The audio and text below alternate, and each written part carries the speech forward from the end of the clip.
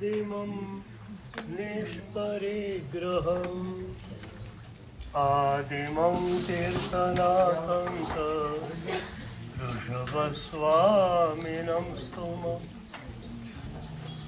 यदुवंशसमुद्रेन्दु कर्मकक्षहुताशना परिष्टनेमिर्भगवान् भूयाद्वोरिष्टनासन कमठे धरणेन्द्रे च सोचितं कर्म कुर्वति प्रभुस्तुल्यमनोवृत्ते पार्श्वनाथ श्रीस्तु कृतापराधे पिजने कृपामन्थरतारयो ईषद्बाष्पार्द्रयोर्भद्रं श्रीवीरजिननेत्रयो यस्याभिधानं मुनयोऽपि सर्वे गृह्णन्ति भिक्षा भ्रमणस्य काले मिष्टान्नपानाम्बर पूर्णकामां स गौतमो यच्छतु वाञ्छितं मे ज्ञानध्यान क्रियादिकार्यकुशल प्रद्युम्न जेता गुरु आन्तरलोचन मेकमस्ति सुतरां प्रोद्भासितं यस्य वै ओङ्कारेण सुसेवितोऽपि सततम् ओङ्कारसेवापर सोऽयं सौम्यमनः सदा विजयते श्रीसिद्धिसूरीश्वर सोऽयं सौम्यमनः सदा विजयते श्रीभद्रसूरीश्वर सोऽयं सौम्यमनः सदा विजयते ओङ्कारसूरीश्वर सोऽयं सौम्यमनः सदा विजयते अरविन्दसूरीश्वर सोऽयं सौम्यमनः सदा विजयते जय घोषसूरीश्वर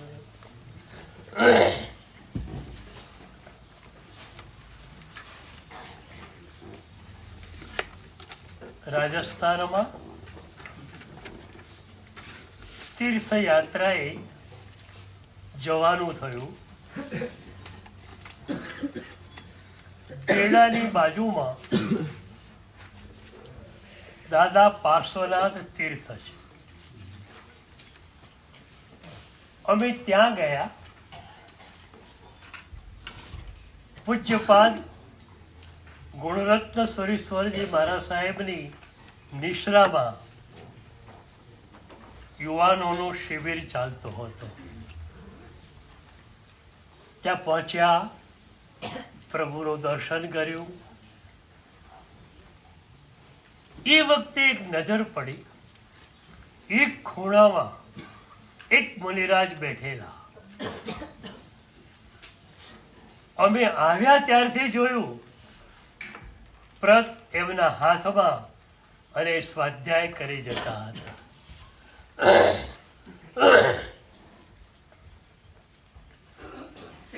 બપોરે એ મહાત્મા મારી પાસે આવ્યા. મોક્ષ રત્ન વિજયજી કોલકાતા યુનિવર્સિટીના ગ્રેજ્યુએટ, પરમ વિરાગી. મને એમણે પૂછ્યું કે સાહેબ, હવે હું શેનો સ્વાધ્યાય કરું? મેં પૂછ્યું કયા કયા ગ્રંથો વંચાઈ ગયા છે એની વાત કરો. હરિપુત્ર સૂરી દાદાના, હેમચંદ્ર સૂરી દાદાના, શુદ્ધ સંત દિવાકર સુરીજીના, મહોપાધ્યાયજીના બધા જ ગ્રંથો એમણે બરોબર વાંચી લીધેલા. મને કે હવે શેનો સ્વાધ્યાય કર્યો? મેં એમને કહ્યું કે તમારે યોગોદ વહન તો બધા થયા નથી, પણ તમારા ગુરુદેવ જો અનુમતિ આપે તો 45 આગમ ગ્રંથો સટીક તમે વાંચી લો.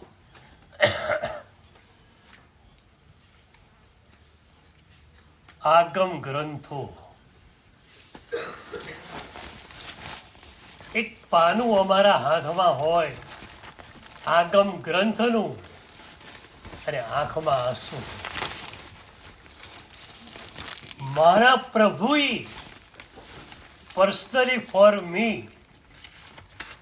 આટલું બધું આપ્યું.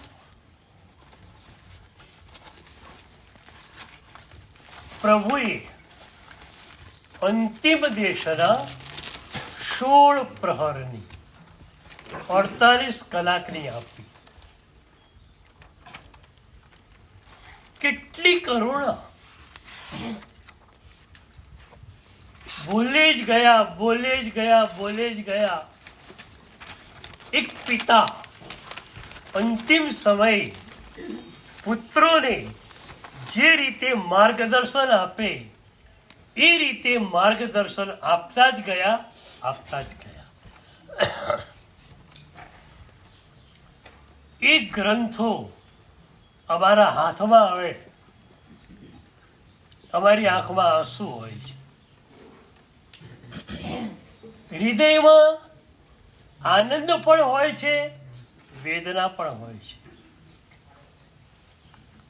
આનંદ એટલા માટે કે આટલા મજાના શબ્દો, આટલી મજાની પ્રસાદી પ્રભુની અમને મળી. વેદના એ સંદર્ભમાં હોય છે કે પ્રભુની એ આજ્ઞાને અમે પાડી શકતા નથી. હમણાં એક વાત હું વારંવાર કહું છું, પ્રભુની બધી જ આજ્ઞા હું પણ પાડી શકતો નથી, તમે પણ પાડી શકતા નથી. પણ એક વાત ભીતર નક્કી થયેલી હોવી જોઈએ કે પ્રભુની એક એક આજ્ઞા પ્રત્યે તીવ્ર આદર આપણો હોય. એ તીવ્ર આદર અનુષ્ઠાનમાં જરૂર ફેરવાશે. હું જ્યારે કહું ને ત્યારે મને જવાબ મળે કે સાહેબ, પ્રભુની આજ્ઞા પર આદર હતો તો જઈ આવ્યા ને. મેં કહ્યું આપણે જાત જોડે ચીટિંગ કરવી નથી.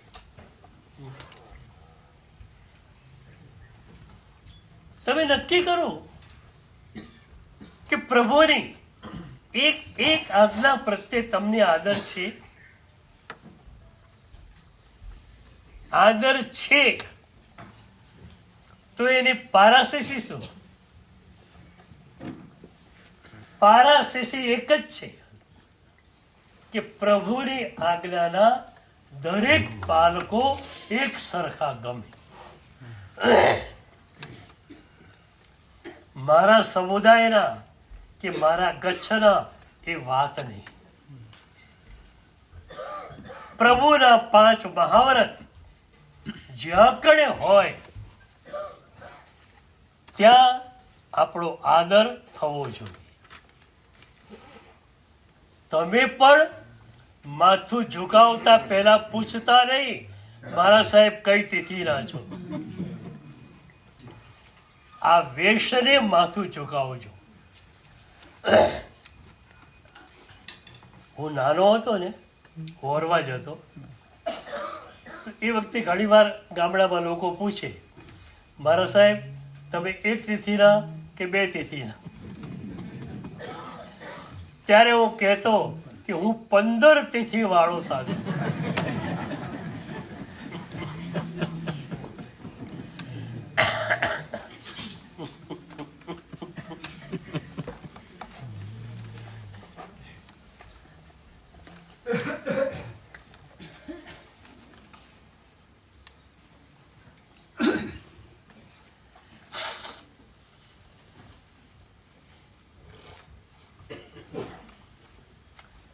આજે પ્રભુનું જન્મ કલ્યાણક, પ્રભુના ચરણોમાં આપણે શું અર્પિત કરીશું? આપણે કહી શકીએ કે પ્રભુ તે આપેલા 5 મહાવ્રતો જ્યાં પણ હશે ત્યાં મારું માથું ઝૂકવાનું, એ તારી આજ્ઞાને ઝૂકેલું માથું છે. અને જો મારું માથું ન ઝૂકે તો પછી એ મારું માથું તારા ચરણોમાં પણ ઝુકાયેલું નથી. તું મને ગમે છે અને તારી વાત મને ન ગમે તો કેમ ચાલે? પ્રભુ ગમે? પ્રભુ ગમે?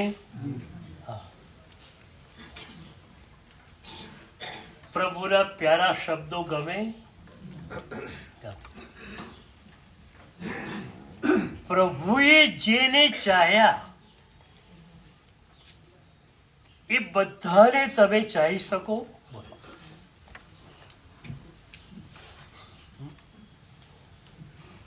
પ્રભુએ કોઈ પાર્ટ નતા પાડ્યા હો કે આ સારા માણસો, આ ખરાબ માણસો. એક જ વાત હતી, જ્યાં ચૈતન્ય છે ત્યાં સિદ્ધત્વ છે, અને જ્યાં સિદ્ધત્વ છે ત્યાં મારું નમન છે.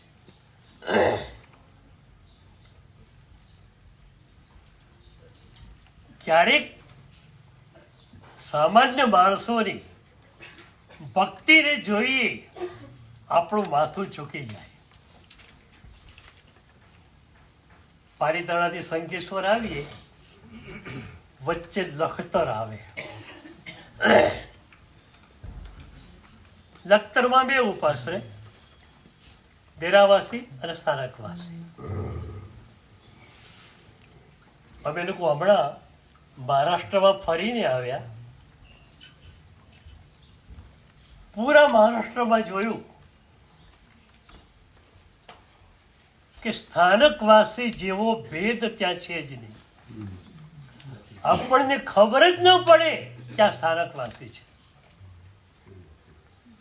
અહમદનગર અમે ગયેલા, સોસાયટીમાં ગયા,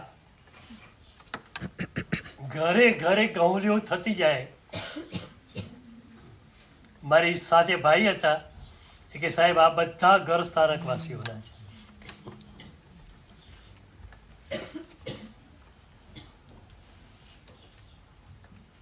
તો લખતરમાં 2 ઉપાશ્રય, આપણો ઉપાશ્રય ભરાયેલો હોય તો આપણે સ્થાનકવાસી ઉપાશ્રયમાં રહીએ. એ દિવસે એવું જ થયેલું, આપણો ઉપાશ્રય ભરાયેલો હતો, હવે સ્થાનકવાસી ઉપાશ્રયમાં ઉતર્યા. ઉપાશ્રયની સામે રોડ પર, ફૂટપાથ ઉપર એક મોચી ભાઈ બેઠેલા, નાનકડું બોક્સ. જ્યાં એમણે જોયું ઉપાશ્રય ખુલ્લો થયો છે, 9 વાગે આવ્યા. બધા મહાત્માઓને વિનંતી કરી કે આપના મોજા આપો, મને લાભ આપો. પાલીતાણાથી આવ્યા છો, મોજા ઘસાઈ ગયા હશે, હું તળિયા બરોબર કરી આપું. કોઈએ ના પાડી, કોઈએ હા પાડી, પણ પરાળે બધાને લઈ ગયા. અને ખ્યાલ હોય કે સાંજે લગભગ વિહાર હોય એ સાંજે 4 વાગે પાછા આપવા માટે આવ્યા. જે મહાત્માનું મોજું હતું એટલો ખ્યાલ તે મહાત્માને આપી દીધો. આંખોમાં આંસુ. આટલા બધા મહાત્મા આજે મને આટલો બધો લાભ મળી ગયો.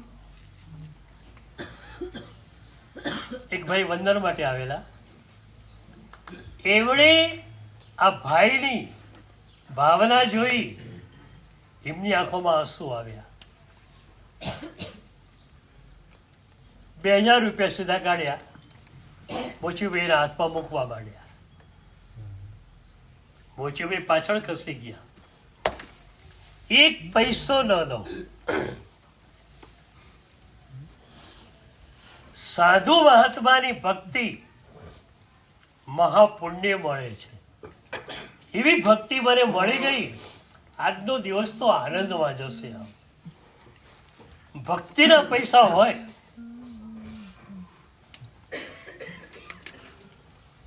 પેલા ભાઈને બહુ જ ઈચ્છા, તો એણે કહ્યું મારું બોક્સ સામે જ છે, હું ત્યાં જ જઉં છું, તમે આવો, તમારે જૂતા સાફ કરવાના હોય, પોલિશ કરવાનું હોય કરી આપું, પછી તમે જે આપશો એ લઈશ. પણ મહાત્માની ભક્તિ રૂપે એક પણ પૈસો મારાથી લેવાય. ત્યારે આપણને લાગે કે કેવી ભક્તિ છે. મહારાષ્ટ્રમાં અમે ગયેલા, એક જગ્યાએ એક ભાઈને સમાચાર મળ્યા કે ઘણા બધા મહાત્મા પધારે છે. એ 8 વાગ્યાથી ઘરની બહાર ઉભેલા, ઉપાશ્રયની બાજુમાં ઘર. જેટલા મહાત્મા આવે, સાહેબ પધારો, સાહેબ પધારો, સાહેબ પધારો. છેલ્લે 10 વાગે નૂતન આચાર્ય કલ્પજ્ઞ વિજયસુરી આવ્યા. પેલા ભાઈએ એમને પણ વિનંતી કરી, સાહેબ પધારો. એમણે કહ્યું મારે તો એકાશરો છે, મારે અત્યારે વાપરવાનું નથી, પૂરી બધે વાપરું છું, પણ હું માંડલીમાં પૂછી લઉં, કદાચ કોઈ વાપરતા હોય મોડા આવેલા તો એમને પૂછી લઉં. અંદર ગયા, પૂછ્યું, થોડો ખપ હતો, વોરવા માટે આવ્યા. એ ભાઈ, એમની શ્રાવિકા, એમનો દીકરો, શું ભાવ વરાવવાનો, થોડુંક જ લાવવાનું કીધેલું. દીકરો કે સાહેબ હાલો, ભાઈ કે સાહેબ હાલો. ઠીક છે, સવારનો ટાઈમ હતો એટલે વાંધો નહીં, એકાશાવાળા ઘણા હતા એટલે પટી જાય. વહોરી લીધું. વહોરીને મારી પાસે આવ્યા કલ્પજ્ઞસુરી. મને કે સાહેબ આ ગામમાં આજે દેરાસર નથી, એટલે અહીંયા પ્રભુના દર્શન એમ નહીં થયા. સામે ગામથી આપણે કરીને આવ્યા છીએ, અહીંયા પ્રભુના દર્શન નહીં થયા, પણ મેં આ ભાઈની આંખમાં પ્રભુનું દર્શન કર્યું.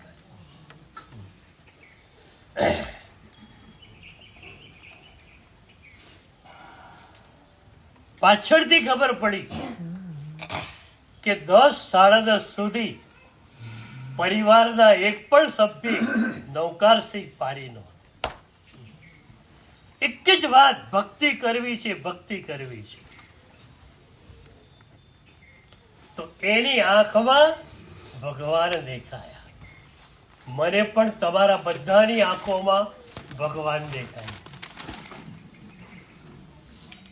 રહીમની એક પંક્તિ હું ઘણીવાર કોટ કરતો હોઉં છું. પ્રીતમ છવી નયનન બસી, પર છવી કહા સમાય.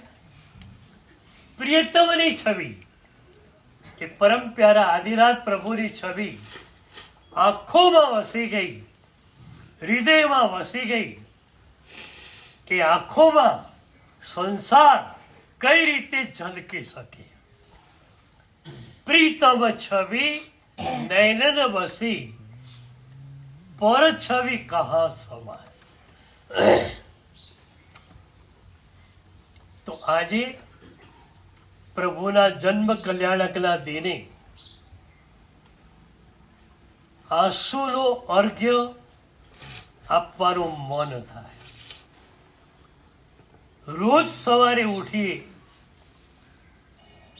રજોહરણને મસ્તકે લગાવીએ, આંખો ભીની બને. પ્રભુ, મારી કોઈ સજ્જતા નહીં, મારી કોઈ પાત્રતા નહીં, મારી કોઈ હેસિયત નહીં, અને તે તારું આવું શ્રેષ્ઠ વરદાન મને આપ્યું. પ્રભુ મહાવીર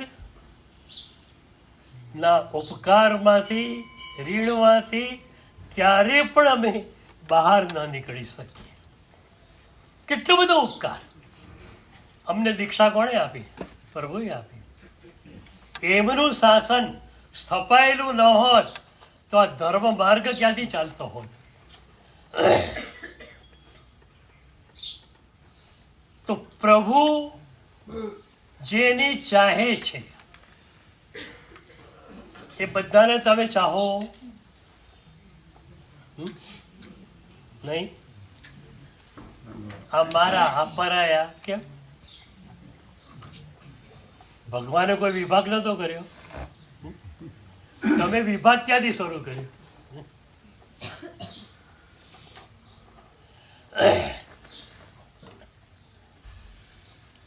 આજે અંચલ ગચ્છની, ખરતર ગચ્છની સાધ્વીજી, સ્થાનકવાસી મહાસતીજી બધા જ મારી વાચનાઓમાં આવતા હોય છે.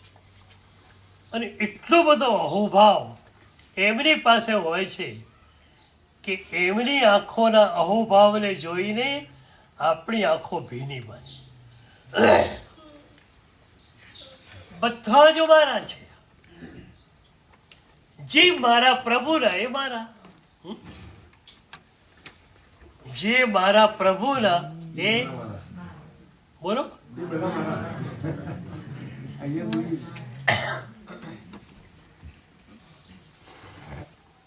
કેમ? મારા પ્રભુના જે હોય, મારા પ્રભુ જેને ચાહતા હોય એને હું ધિક્કારું તો હું મારા પ્રભુનો સેવક ખરો?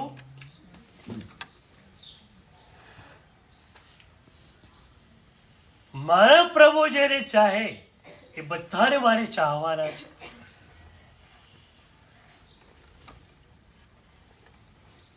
મોક્ષ રત્ન વિજયજીને મેં કહ્યું કે ગુરુદેવ આજ્ઞા આપે તો 45 આગમ, સટીક, સ્વનિયુક્તિ, સચૂર્ણી વાંચી લેજો.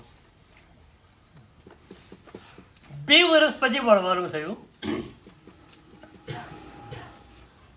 મને કે સાહેબ, ગુરુ મહારાજે અનુજ્ઞા આપી, 45 આગમ, સટીક, સચૂર્ણી, સ્વનિયુક્તિ વંચાઈ ગયા. હવે શું? આજે સમ્યક જ્ઞાનનો પણ દિવસ છે. કેટલી જ્ઞાન માટેની ઝંખના!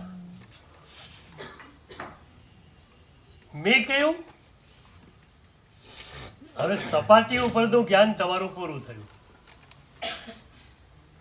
હવે ભીતર ઉતરો.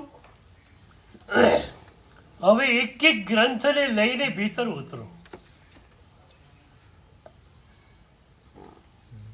એક એક ગ્રંથ આપણી સાધનાને યોગ્ય રીતે પરિવર્તિત કરી શકે એવો છે.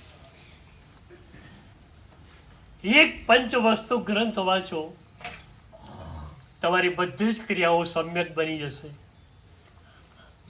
યોગ વિંશિકા સટીક વાંચો, તમારી ક્રિયા સમ્યક બની જશે.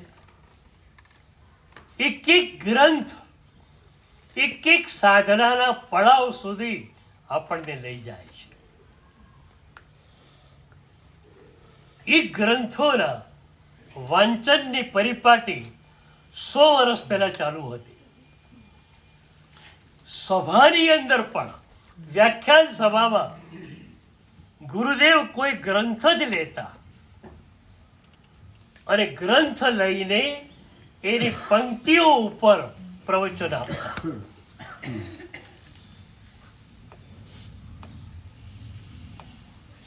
આજે તો આ રીતે પ્રવચન આપવા જઈએ ને તો અડધી સભા ઊંઘ સમાધિમાં પહોંચી જાય. ભરૂચમાં 100 વર્ષ પહેલા અનુપચંદ શેઠ બહુ જ આપણા ગ્રંથોના જાણકાર, સતત ગુરુદેવો પાસે વાચના સાંભળનારા. એકવાર એક ગુરુદેવ ભરૂચ પધાર્યા. અનુપચંદભાઈ વંદન માટે આવ્યા.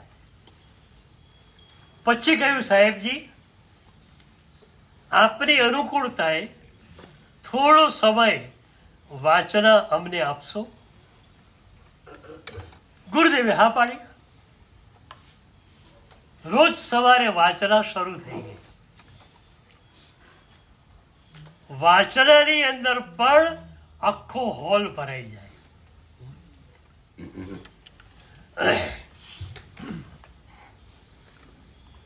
એક વખત એક પંક્તિનો અર્થ ગુરુદેવે કર્યો.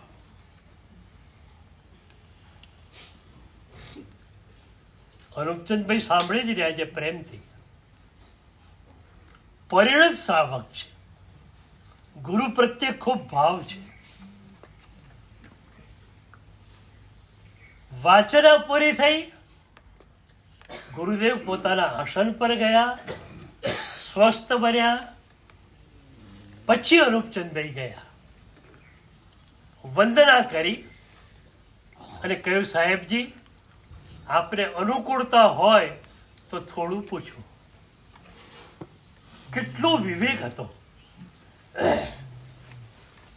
ગુરુદેવે કહ્યું, પૂછું. તો એમણે કહ્યું, સાહેબ, 5 વર્ષ પહેલા આ જ ગ્રંથ એક આચાર્ય ભગવંતના મુખે સાંભળેલો. એ વખતે આ પંક્તિનો અર્થ સાહેબે આ રીતે કરેલો અને આપે આજે આ રીતે કર્યો. તો મારી સ્મરણ શક્તિ બરોબર છે કે નહીં એ મારે ચકાસવું. આપ ભૂલ્યા એમ નહીં હો. 5 વર્ષ પહેલા મેં સાંભળેલું. કદાચ મારી સ્મરણ શક્તિમાં પણ ભૂલથાપ ખાઈ ગયો હોઉં. એ વખતે ગુરુદેવે કહ્યું કે ના, મેં કરેલો અર્થ બરોબર છે. પણ ગુરુદેવ પણ ભાવભીરુ હતા. પ્રભુએ કહેલ આગમનો એક શબ્દનો અર્થ ખોટો જો થઈ જાય તો વિરાધના થઈ જાય. રાત્રે એમણે વિચાર કર્યો. અનુપચંદભાઈએ કરેલો અર્થ પણ સાચો લાગે છે, પોતાનો પણ અર્થ સાચો લાગે છે, તો શું કરવું? રાત્રે એમને એક વિચાર આવ્યો. બીજી સવારે વાચના શરૂ થઈ. મંગલાચરણ થયા પછી ગુરુદેવે કહ્યું કે મને એક વિચાર આવ્યો છે. કાલે વાચના પછી અનુપચંદભાઈ મને મળેલા. એક પંક્તિનો અર્થ એમણે અલગ કહેલો. મને પણ લાગે છે કદાચ એ અર્થ સાચો હોઈ શકે. મેં કરેલો અર્થ સાચો ન પણ હોય. પણ હવે એનો ખ્યાલ શે રીતે આવે? ત્યારે એમણે કહ્યું, મને એવું લાગે છે કે આ સભામાં જેટલા બેઠેલા છે, આવતીકાલથી શક્ય હોય તો અઠ્ઠમ કરે, નહીતર 3 આંબીલ, નહીતર 3 એકાશડા. મુનિ સુવ્રત દાદાનો જાપ કરવાનો અને મનમાં એક સંકલ્પ મૂકવાનો ત્યાં બે અર્થમાંથી કયો અર્થ સાચો એ અમને જણાવો. તો શાસનદેવ અહીંના જાગતા છે, તો સિમંદર પ્રભુ પાસેથી પણ અર્થ જાણીને એ તમને કહેશે. ત્રીજી રાત્રે સ્વપ્નની અંદર તમને બધાને અને મને પણ કોઈ ભાસ થવો જોઈએ. બધા લોકો આજ્ઞાંકિત હતા. કોઈએ અઠ્ઠમ કર્યો, કોઈએ 3 આંબીલ, કોઈએ 3 એકાસણા. ત્રીજા દિવસે રાત્રે બધાને સ્વપ્નમાં દેખાય છે કે અનુપચંદભાઈએ કરેલો અર્થ સાચો છે. આમ લખાયેલો.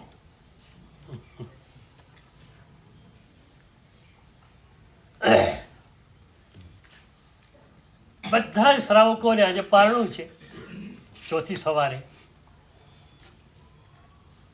દેરાસરમાં આવ્યા, દેરાસરમાં ભેગા થયા, ચૈત્યવંદન કર્યું, બહાર નીકળ્યા.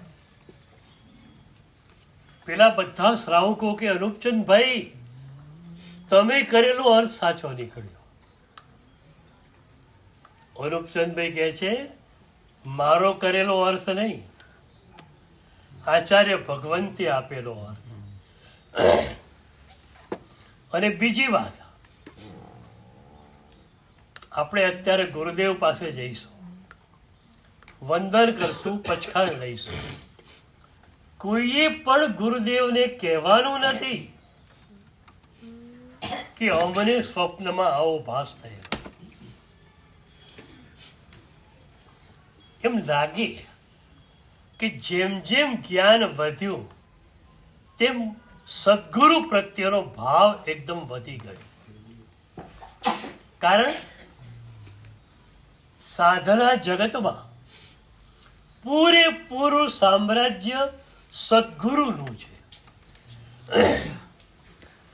તમારા માટેની એપ્રોપ્રિએટ સાધના કોણ આપે? સદગુરુ આપે. તમે તો લેવા જતા નથી,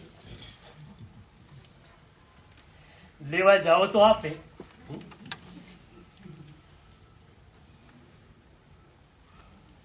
વિનયની સાધના મજાની, વ્યાવચ્ચની સાધના મજાની, સ્વાધ્યાયની સાધના મજાની, પણ એમાં તમારા માટેની સાધના કઈ એ સદગુરુ નક્કી કરે.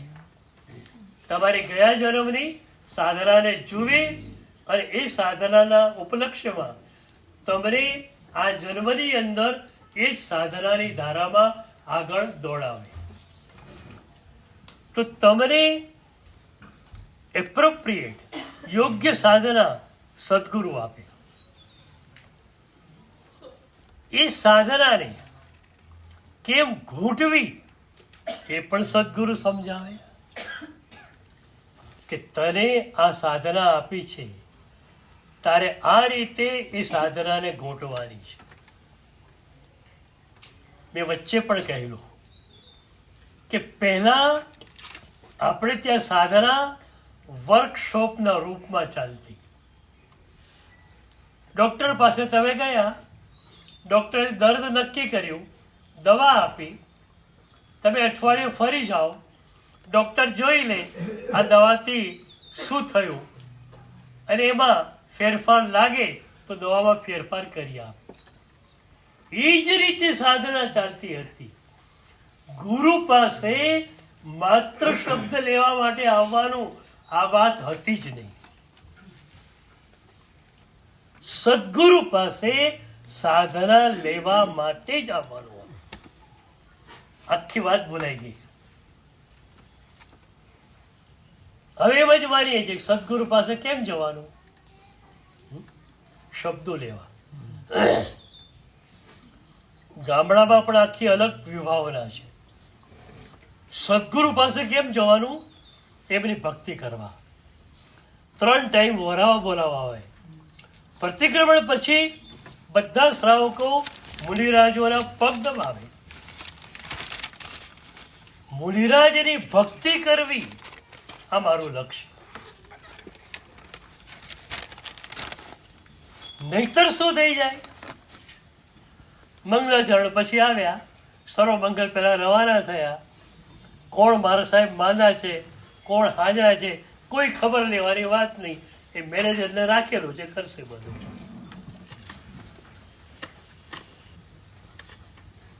તો સદગુરુ સાધના આપે. સદગુરુ સાધનાને ઘૂંટાવડાવે, કહી દે કે આ રીતે તારે સાધનાને ઘૂંટવાની છે. એક ગુરુએ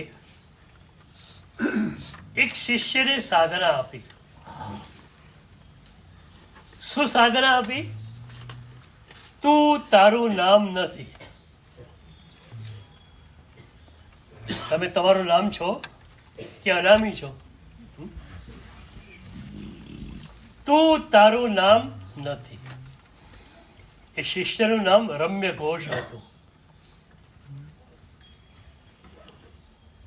ગુરુએ કહ્યું મારી પાસે બેસ અને બરોબર ઘૂંટ બનમાં કે હું મારું નામ નહીં, હું મારું નામ નહીં, હું મારું. પેલા 15 મિનિટ ઘૂંટ્યું હશે અને ગુરુએ બૂમ મારી, રમ્ય ઘોષ. પેલો કે જી સાહેબ.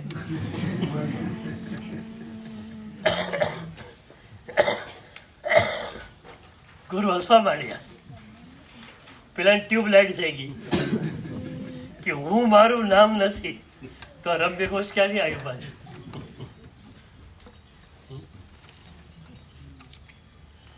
તો ગુરુ આ રીતે સાધનાને ઘૂંટાવરાવે. એ પછી સાધના માટેનું એપ્રોપ્રિએટ એટમોસ્ફિયર પણ સદગુરુ આપે. તમને એવું વાતાવરણ આપે કે વાતાવરણમાં સાધના કુદરતી રીતે આગળ વધતી જાય. અને છેલ્લે તમારી સાધનામાં ક્યાંય પણ અવરોધ આવે તો અવરોધને સદગુરુ હટાવી દે. એટલે સાધના જગતમાં તમારે કંઈ જ કરવાનું નથી, એ ટુ ઝેડ સદગુરુ કરે છે. આ ખ્યાલ એ ભરૂચના લોકોને હતો અને એટલે સદગુરુ પરની શ્રદ્ધા તો ક્યારે પણ ઓછી થવાની નહોતી. એટલે અનુપચંદભાઈએ કહ્યું કે આપણે વંદન કરવા જઈશું, પચખાણ માગીશું, ગુરુદેવ પચખાણ આપશે, પણ સ્વપ્નની વાત કોઈએ કરવાની નથી. ગયા, વંદન કર્યું, પચખાણ લીધું. એ વખતે ગુરુદેવે કહ્યું, કેટલા હળું કર્મી હશે, અનુપચંદભાઈ તમે કરેલો અર્થ સાચો છે. આવા જ્ઞાની લોકો હતા. ગુરુદેવો તો જ્ઞાની હોય જ, પણ શ્રાવકો પણ આટલા જ્ઞાની હતા. તો આજે સમ્યક જ્ઞાનની ઉપાસનાના દિવસે કંઈક નક્કી કરો. અતિચારમાં બોલો, અકાલે ભણ્યા કાલે ભણ્યા નહીં. એટલે શું છે?